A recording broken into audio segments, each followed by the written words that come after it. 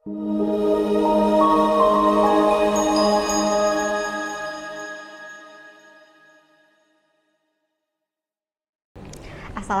warahmatullahi wabarakatuh. Selamat pagi dan salam sejahtera bagi kita semua. Pada kesempatan ini, izinkan saya menyampaikan pernyataan diri dosen dalam rangka unjuk kerja Tridharma Perguruan Tinggi PDD UKTPT pada bidang pengajaran. Pada PDD UKTPT bidang pengajaran ini, saya akan mendemonstrasikan proses pembelajaran pada mata kuliah Manajemen Perpajakan berbobot 3 SKS yang merupakan mata kuliah wajib pada semester 6 Program Studi Sarjana Terapan Akuntansi Perpajakan Sekolah Vokasi Universitas Diponegoro. Saya Armania Putri Wardani. Saya menyelesaikan pendidikan Sarjana Akuntansi di Universitas Diponegoro dan setelah lulus saya berkarir sebagai tax consultant di PricewaterhouseCoopers Indonesia selama kurang lebih 3 tahun. Pengalaman tersebut memberikan kesempatan kepada saya untuk menangani berbagai permasalahan perpajakan perusahaan, mulai dari kepatuhan perpajakan, perencanaan pajak, hingga penyusunan rekomendasi perpajakan sesuai dengan ketentuan yang berlaku. Selanjutnya, saya melanjutkan studi melalui program double degree, yaitu Magister Manajemen Universitas Diponegoro dan Master of Business Administration di Medicis Business School Paris. Saat ini saya mengabdi sebagai dosen di Universitas Diponegoro dan mengampu beberapa mata kuliah di bidang perpajakan, salah satunya manajemen perpajakan. Pengalaman profesional tersebut menjadi landasan bagi saya untuk menghadirkan pembelajaran yang menghubungkan teori dengan praktik sehingga mahasiswa tidak hanya memahami konsep tetapi juga mampu menerapkannya dalam penyelesaian permasalahan perpajakan di dunia kerja. Berdasarkan rencana pembelajaran semester, mata kuliah ini memberikan pemahaman mengenai konsep manajemen perpajakan, strategi perpajakan, serta penerapan manajemen pajak pada berbagai transaksi dan permasalahan perpajakan mulai dari pemilihan bentuk usaha, penyusutan harta, restrukturisasi usaha, pajak penghasilan, pajak pertambahan nilai, pemeriksaan pajak, hingga perencanaan pajak dalam hubungan istimewa serta transfer pricing. Mata kuliah ini mendukung pencapaian pembelajaran lulusan, yaitu CPLE, mahasiswa mampu menganalisis permasalahan perpajakan, serta menawarkan solusi melalui manajemen perpajakan dan strategi perpajakan yang sesuai dengan undang-undang serta peraturan perpajakan yang berlaku di Indonesia. CPLF, mahasiswa mampu menyediakan dan menganalisis informasi yang relevan untuk menyusun perencanaan perpajakan yang sesuai dengan praktik industri dan ketentuan perundang-undangan. Secara keseluruhan, mata kuliah ini dirancang untuk mengantarkan mahasiswa dari pemahaman konsep dasar menuju kemampuan penyusunan strategi manajemen perpajakan serta menyelesaikan berbagai kasus perpajakan secara profesional. Pada mata kuliah ini terdapat 4 capaian pembelajaran mata kuliah. Pada demonstrasi pembelajaran kali ini, saya memilih CPMK 2, yaitu mahasiswa mampu mengeksplorasi dan menyusun rencana manajemen pajak pada kasus pemilihan bentuk usaha, harta, dan sewa guna usaha. Topik yang akan saya demonstrasikan adalah strategi penghematan pajak melalui pemilihan bentuk usaha. Dalam pembelajaran, topik ini saya arahkan sebagai bagian dari manajemen perpajakan, yaitu bagaimana memberikan rekomendasi bentuk usaha yang mempertimbangkan kebutuhan bisnis, efisiensi perpajakan secara legal, dan kepatuhan terhadap ketentuan perpajakan yang berlaku. Dalam proses pembelajaran, saya menerapkan pendekatan OBE atau Outcome Based Education melalui prinsip Constructive Alignment, yaitu menyelaraskan CPL, CPMK, strategi pembelajaran, aktivitas belajar mahasiswa, dan assessment. Pembelajaran dilaksanakan menggunakan pendekatan Student-Centered Learning melalui ceramah interaktif, diskusi berbasis studi kasus, tanya jawab, kuis, serta refleksi pembelajaran. Dengan pendekatan tersebut, diharapkan mahasiswa mampu berpikir kritis, berkolaborasi, dan menyusun rekomendasi sebagaimana yang dilakukan oleh seorang profesional di bidang perpajakan. Referensi utama yang saya gunakan adalah buku Manajemen Perpajakan, Teori Strategi dan Implementasi yang saya terbitkan pada tahun 2025, buku Manajemen Perpajakan dari Hairil Anwar Pohan, Modul Chartered Accountant Indonesia, serta Undang-Undang Nomor 7 Tahun 2021 tentang harmonisasi peraturan perpajakan serta peraturan pelaksana yang relevan. Sebagai bagian dari pengembangan keilmuan, saat ini saya sedang menyusun edisi terbaru buku Manajemen Perpajakan, Teori, Strategi, dan Implementasi untuk mengakomodasi berbagai perkembangan regulasi perpajakan sehingga materi pembelajaran yang saya gunakan selalu mutakhir dan relevan dengan kebutuhan dunia praktik. Penilaian pembelajaran dirancang secara berkelanjutan dan selaras dengan capaian pembelajaran. Evaluasi dilakukan melalui aktivitas partisipatif, problem based learning, quiz, UTS, dan ujian akhir semester. Lebih dari 50% komponen ini berasal dari aktivitas partisipatif serta penyelesaian studi kasus berbasis outcome based education. Demikian pengantar yang dapat saya sampaikan. Selanjutnya, saya akan mendemonstrasikan proses pembelajaran pada mata kuliah manajemen perpajakan dengan topik strategi penghematan pajak melalui pemilihan bentuk usaha. Terima kasih. Wassalamualaikum warahmatullahi wabarakatuh. Assalamualaikum warahmatullahi wabarakatuh. Selamat pagi teman-teman semua. Pagi, Bu. Oke, kita udah berkumpul di sini. Hari ini kita akan belajar tentang manajemen perpajakan, mata kuliah manajemen perpajakan, tentang strategi manajemen perpajakan melalui pemilihan bentuk usaha. Sebelum kita mulai, kita berdoa dulu menurut kepercayaan dan keyakinan masing-masing. Berdoa, mulai. Berdoa dicukupkan. Oke. Semoga hari ini lancar. Sebelumnya saya presensi dulu ya. Ananda Westika, oke. Catherine, oke. Christina Anindita, Rahma Amalia, Zahra, oke. Cukup. Nah, teman-teman semua, seperti biasa di mata kuliah ini kita akan bagi 4 kelompok. Kelompok A mana? Oke. Kelompok B? Kelompok C? Oke, kelompok D. Yeay, semangat ya. Tepuk tangan dong buat kalian semua. Oke, next ya. Nah, hari ini kita nggak cuman belajar tentang kenapa sih penting banget milih bentuk usaha dalam manajemen perpajakan. Sama nggak cuman belajar bandingin karakteristik berbagai bentuk usaha. Tapi teman-teman nanti di akhir mata kuliah ini itu diharapkan bisa ngasih rekomendasi bentuk usaha berdasarkan kebutuhan bisnis dan implikasi perpajakannya. Jadi hari ini teman-teman akan role play keempat kelompok ini jadi tim konsultan pajak. Oke. Jadi usahain nanti ketika ada kasus teman-teman berpikir selayaknya konsultan pajak ya. Nah, sebelum kita mulai ke kasusnya nih, saya ada pertanyaan dulu. Seandainya ada 2 perusahaan dengan omset yang sama, apakah nanti akan selalu membayar pajak dengan jumlah yang sama? Pilihan jawabnya cuma iya sama tidak ya, nggak boleh gray area abu-abu. Yuk, dijawab.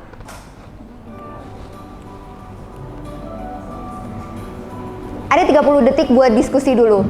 Weh, cepet banget udah pro. Terima kasih teman-teman. Kita lihat ya hasilnya ya. Di sini ada 2 kelompok yang jawab iya, 2 kelompok jawab enggak. Untuk tim A, jawab iya atau tidak?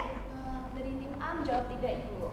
Iya, alasannya apa tuh? Alasannya karena jumlah pajak yang dibayar itu bisa berbeda, dipengaruhi oleh banyak faktor.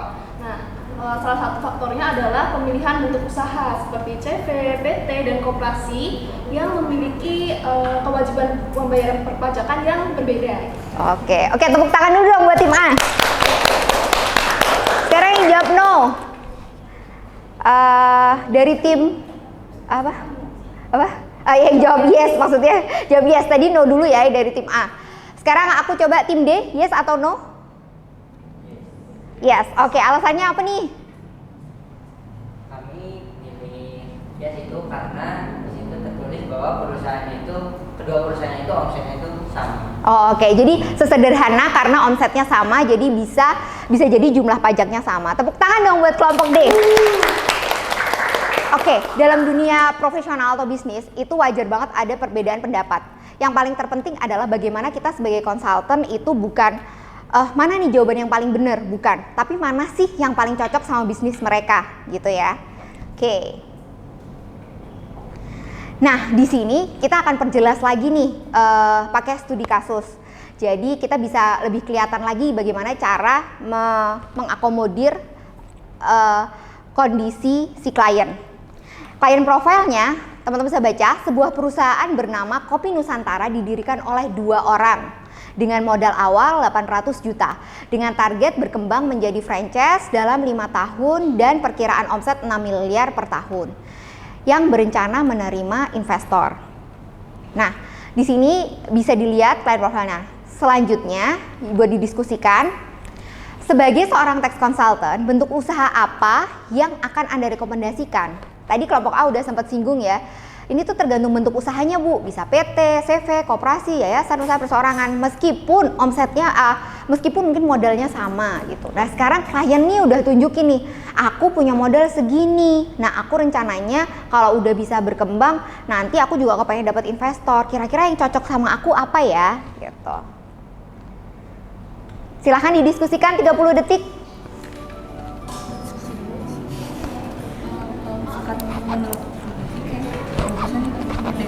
Soalnya kalau misalkan kan dia mau bilang kalau misalkan mau franchise dalam 5 tahun terus mau ada investor juga, jadi kayaknya betul ya jauh dulu karena dia udah kayak mau gas dari awal. Seperti itu. Oke. Ada 3 kelompok yang pilih PT, ada 1 kelompok yang pilih CV. Siapa yang pilih CV?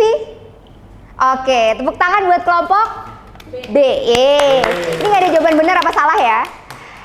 Ada 3 kelompok yang jawab PT. Aku mau nanya ke kelompok C dulu. Untuk C sendiri alasannya kenapa? Jadi kelompok C milih untuk yang PT itu dikarenakan kan tadi Kopi Nusantara memutuskan untuk akan targetnya nanti akan memunculkan franchise dalam 5 tahun. Kemudian nanti juga akan mengundang investor juga kan Bu. Jadi kami memutuskan untuk PT karena dirasa targetnya sudah mau untuk menggait investor, jadi PT jauh lebih cocok. Oke, jadi sudah ada kompleksitasnya ya. Betul. Oke. Kalau dari kelompok yang jawab CV, kelompok B sendiri, kira-kira? Jadi kelompok kami memutuskan untuk memilih CV karena dilihat dari administrasinya yang sederhana. Oke, buat klien yang baru ini baru mulai usaha, kayak kalau administrasi lebih sederhana lebih memungkinkan ya. Oke, tepuk tangan buat kelompok B sama C ya. Oke. Next. Nah, ini yang harus dipikirin lagi. Tadi udah ada informasi bentuk usaha apa yang akan dipilih kan. Habis gitu, kalau udah tahu bentuk usahanya, kira-kira potensi resiko apa sih yang bakal mungkin dihadapi? Habis gitu, alasan pemilihannya apa? Lalu yang terpenting, karena kita tax consultant, implikasi perpajakannya itu apa?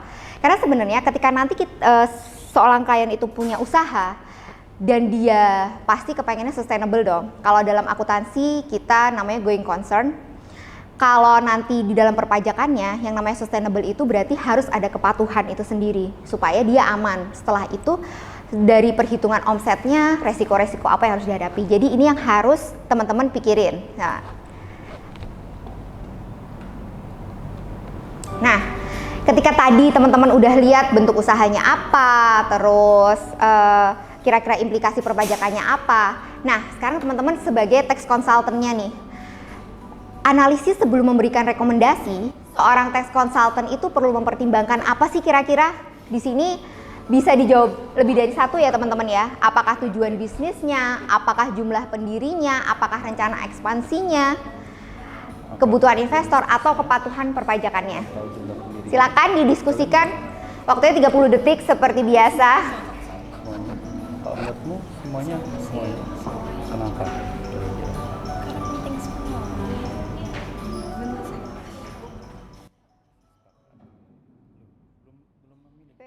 Tepuk tangan dong buat kalian semua. Oke, kita lihat ya. Di sini ada yang jawab tujuan bisnis. Oke, jumlah pendiri, rencana ekspansi, kebutuhan investor, dan kepatuhan perpajakan. Jadi sebenarnya nih teman-teman, kita lihat ya jawaban benernya, semuanya bener. Jadi memang kelima ini butuh banget nih. Jadi sebagai tax consultant kita butuh banget semua ini. Sama ada satu lagi yang belum disebutin, yaitu efisiensi perpajakannya. Jadi ketika kita sudah patuh, maka mana sih yang bisa diefisiensikan? Efisiensi di sini adalah bagaimana kita nggak perlu, kalau misalnya kamu nggak patuh, otomatis misalnya telat, otomatis ada denda kan? Otomatis jadi nggak efisien, benar? Nah, biasanya kalau dia udah berkembang 5 tahun ke depan, dia mulai memahami tentang oh ternyata kalau misalnya kita invest di sini pajaknya kayak gini, hal-hal seperti itu. Maka ada poin penting satu lagi adalah efisiensi perpajakan. Oke, jadi diingat-ingat ya, sebelum kita merekomendasikan sesuatu sebagai tax consultant, kita benar-benar harus tahu ini semua. Baru setelah ini semua sudah paham, kita sudah yakin, maka yang terakhir yang kita atur atau kita bikin strateginya adalah efisiensi perpajakan. Tidak ada artinya tiba-tiba bikin efisiensi perpajakan kalau kamu tidak patuh. Tidak ada artinya kalau kamu nggak tahu dia butuh investor apa enggak, gimana caranya. Tidak ada artinya kalau kamu nggak tahu dia punya rencana ekspansi atau dia nggak punya keinginan buat, nggak punya visi buat 10 tahun mendatang. Jadi apapun itu, 6 ini harus diketahui. Tepuk tangan buat kalian semua. Jelas ya di sini ya, hal-hal yang perlu dipertimbangkan ya. Nah, dari semua itu kita bisa lihat nih, kita bisa lihat menganalisis perbandingan bentuk usahanya dari status badan hukumnya. Kalau PT itu kayak gimana? Dia berbadan hukum, benar. Maka dari itu karena cara ngelihatnya, karena dia berbadan hukum, maka dia bisa jadi bisa pemisahan harta pribadi. Kalau dipisahkan otomatis resikonya bisa dipecah. Habis gitu kemudahan memperoleh investornya lebih tinggi. Karena apa? Karena dia berbadan hukum. Kalau kita mau invest sesuatu dia nggak dijamin sama badan hukum, kan takut kan investor. Gampang ya cara bikin logikanya ya. Habis gitu fleksibilitas pengembangan usahanya juga tinggi. Dan terakhir ini yang udah dijelasin sama teman semuanya, memang kalian calon konsultan guys, udah tahu nih jawabannya, cocok untuk usaha yang berorientasi pertumbuhan dan investasi jangka panjang gitu. Nah, dilihat cara belajar untuk melihat sesuatu membandingkan paling enak pakai tabel.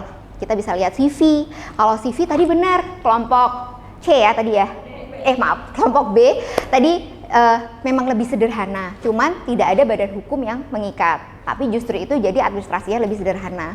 Habis itu pemisahan harta pribadinya juga nggak ada, biasanya kecampur-campur. Habis itu kemudahan memperoleh investor ini rendah, karena biasanya CV itu dikelola oleh keluarga. Fleksibilitas pengembangan usahanya juga sedang. Oke, teman-teman bisa lihat sendiri, silahkan dibaca dulu, saya kasih waktu 10 detik lah buat lanjutnya. Atau sampai di sini ada yang pengen ditanyain atau cukup jelas? Oke, sip. Saya lanjut ya.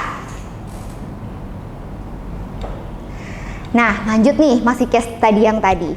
1 tahun kemudian, perusahaan memperoleh calon investor dari Singapura yang ingin memiliki 30% kepemilikan perusahaan. Pertanyaannya, apakah rekomendasi kelompok Anda masih sama? Jelaskan alasannya. Karena tadi yang menarik adalah dari 4 kelompok, tadi 1 kelompok milih CV. Kira-kira nih untuk kelompok B, apakah rekomendasi kelompok Anda masih sama? Silakan. Berdasarkan pemaparan tadi, kemungkinannya berubah menjadi PT karena berencana untuk menerima investasi. Oh, oke.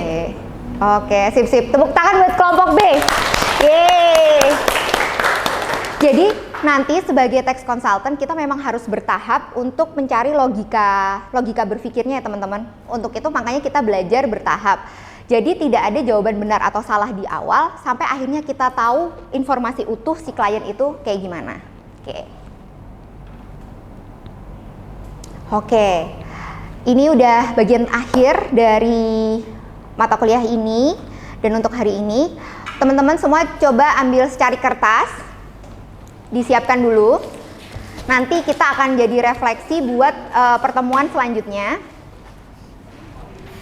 Sebagai seorang tax consultant, informasi apa saja yang akan Anda tanyakan terlebih dahulu kepada klien sebelum merekomendasikan bentuk usaha?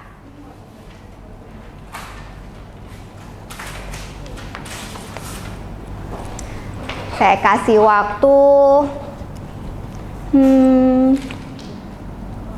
30 detik ya. Nanti saya ambil satu-satu kertasnya.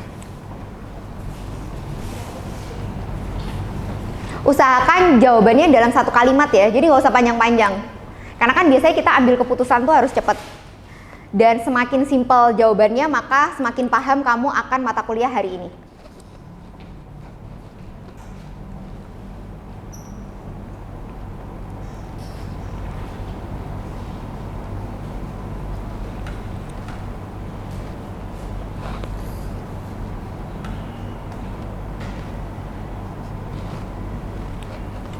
Oke, siap diambil kertasnya dari kelompok A? Terima kasih. Terima kasih. Kelompok B, ini kelompok C ya? Kelompok C. Terima kasih. Kelompok B. Terima kasih ya. Aduh sayang banget. Terima kasih ya. Last but not least, kelompok D.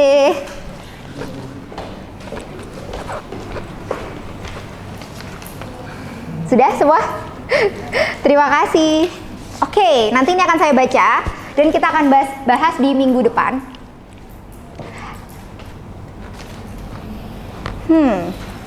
Oke, sebelum kita akhiri nih pembelajaran hari ini, kita bisa tarik kesimpulan bahwa yang pertama, pemilihan bentuk usaha merupakan bagian dari strategi manajemen perpajakan. Jadi sebenarnya memanage perpajakan itu bukan ketika perusahaan itu berdiri, tapi jauh sebelum kita pengen bentuk perusahaan itu apa. Makanya sebenarnya tax consultant itu sangat dibutuhkan, karena ya dari awal kamu mau bikin usaha tuh kalau bisa kamu libatkan tax consultant.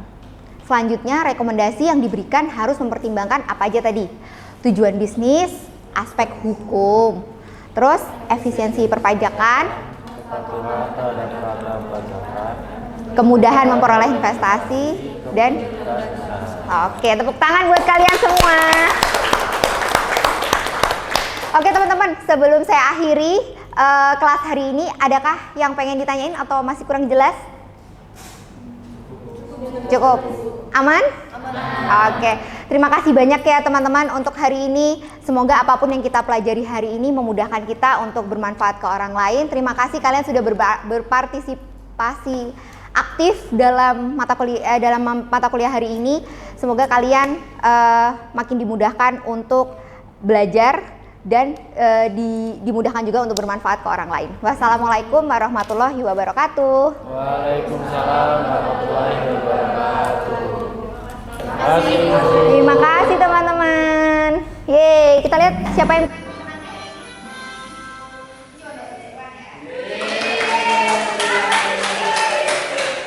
ini dia pilih yang paling banyak jawabannya ya. Padahal tadi bener semua, harusnya ngeklik semua. Yeay. Sampai jumpa minggu depan. Yo.